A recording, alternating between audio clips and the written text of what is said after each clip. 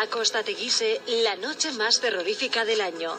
Ven y disfruta el miércoles 31 de octubre en el aparcamiento de apartamentos celeste de los talleres, juegos, disfraces y castillos hinchables que organiza el Ayuntamiento de Teguise, de 17:30 a 21 horas. El miércoles 31 y jueves 1 habrá también actividades en el Sand Beach y en Santa Rosa. Actividades de Halloween en Costa Teguise.